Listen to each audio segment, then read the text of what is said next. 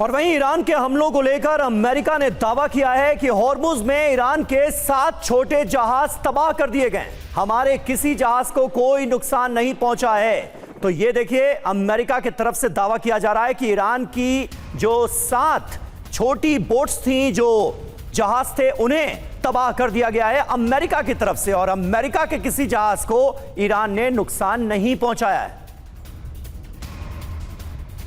और ट्रंप ने ईरान को दी नई धमकी, यूएस जहाज पर हमला बर्दाश्त नहीं, यूएस जहाज पर अटैक किया तो धरती से मिटा देंगे।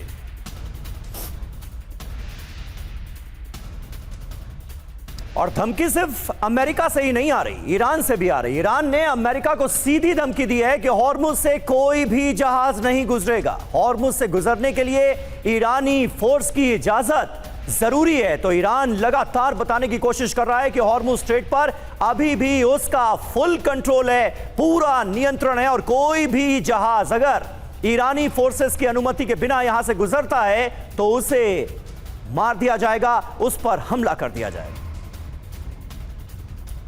और आईआरजीसी ने यूएस के दावों को खारिज किया है। हॉर्मुज से कोई जहाज नहीं गुजरा, ये ईरान ने कहा। हॉर्मुज से कमर्शियल जहाज या तेल टैंकर नहीं गुजरे। यूएस ने 2 कमर्शियल जहाज गुजरने का दावा किया था।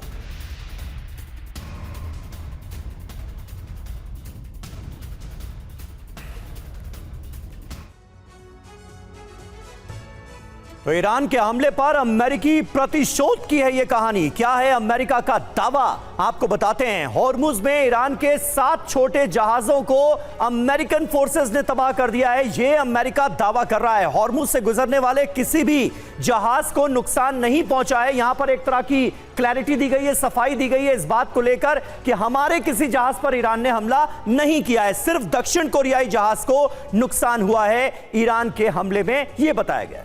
दक्षिण कोरिया के मालवाहक जहाज पर हमला हुआ है, यह यूएस का दावा है। और हॉर्मुज में जहाजों की सुरक्षा के लिए यूएस का प्रोजेक्ट फ्रीडम, जिसके तहत इन जहाजों को सुरक्षित निकालने की कोशिश की जा रही है। प्रोजेक्ट फ्रीडम के तहत 100 से अधिक विमान तैनात किए गए हैं, 100 से अधिक विमानों को इंगेज किया गया है ताकि इन शिप्स को वो सुरक्षित निकाल सके।